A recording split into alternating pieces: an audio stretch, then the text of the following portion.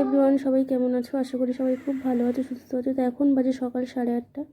তো রান্নাবান্না করতে করতেই বেশ কিছু বাসনও পড়েছিল, সেগুলো মেজে নিলাম। যাই হোক, সকাল থেকে অনেক কাজের চাপে ছিলাম, তাই জন্য আর ক্যামেরা অন করিনি। তো এখন বাজে দুপুর 2টো। দুপুরের খাওয়া দাওয়ার মেনুতে এইগুলোই ছিল। আলু ভাতে ছিল, মানে আলু সিদ্ধ, পনিরের পকোড়া সকালে কিছু করেছিলাম, আর কিছু ছিল সেগুলো দুপুরে করব বলে রেখেছিলাম। এদিকে ভাত, বাঁধাকপি চচ্চড়ি, আর একটা বিভিন্ন রকম সবজি দিয়ে একটা ভেজ ফ্রাই মতো করেছিলাম। আর মেয়ে তো খুব পনিরের পকোড়া খেতে ভালোবাসে, তাই জন্যে গরম গরম খেতে দেবো বলেই দুপুরে একেবারে করে নিয়েছিলাম। তো দুপুরের পরেও আর ক্যামেরা অন করিনি। তো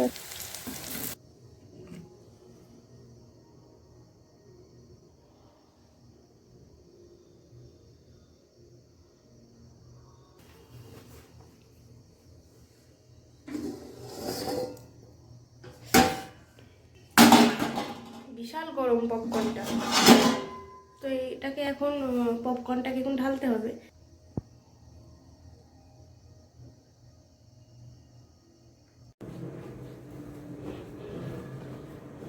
চা নিয়ে আর পপকর্ন নিয়ে বসে পড়েছি।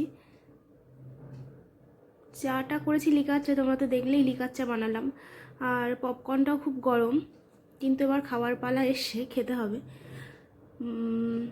দুপুরবেলা কী কী রান্না হয়েছে সেটা তোমাদের সঙ্গে শেয়ার করলাম, কিন্তু রাত্রে কি হবে সেটাও শেয়ার করব। বাট মেয়েকে পড়াতে পড়াতে অনেক রাত হয়ে যাবে, আর এই এত রাত্রে মানে রাত হয়ে যাবে, মানে প্রায় 10:30 বেজে যাবে।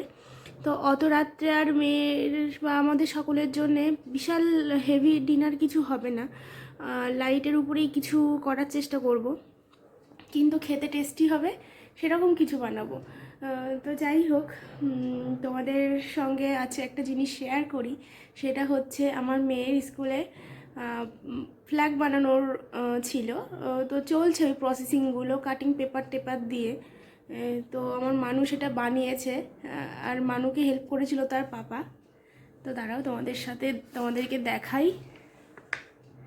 এই যে আমার মানু এটা বানিয়েছে, আন্টির সিগনেচারও করে। এই যে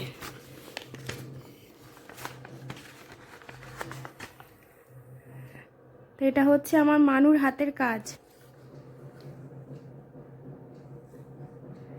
মানু কেমন ফ্ল্যাগটা বানিয়েছে তোমরা কিন্তু জানাবে সবাই। আমিও তোমাদেরকে দেখালাম, তোমাদের সঙ্গে শেয়ার করলাম মানুর হ্যান্ডওয়ার্ক। তো বেশি আর বক বক করবো না, বেশি বক বক করতে গেলে চাটা ঠান্ডা হয়ে যাবে, আর চা ঠান্ডা হয়ে গেলে তো খেতে ভালো লাগবে না। আর হচ্ছে লিকার চা করার কারণ, দুধ চা খেতে ইচ্ছা করেছিল, কিন্তু দুধ চাটা খাবো না, কারণ লিকার চা সবসময় হেলথের জন্যেই ভালো। তো সেই জন্যে লিকার চাটাই খাবো, লিকার চাটাই করলাম। আর এই যে পপকর্ন।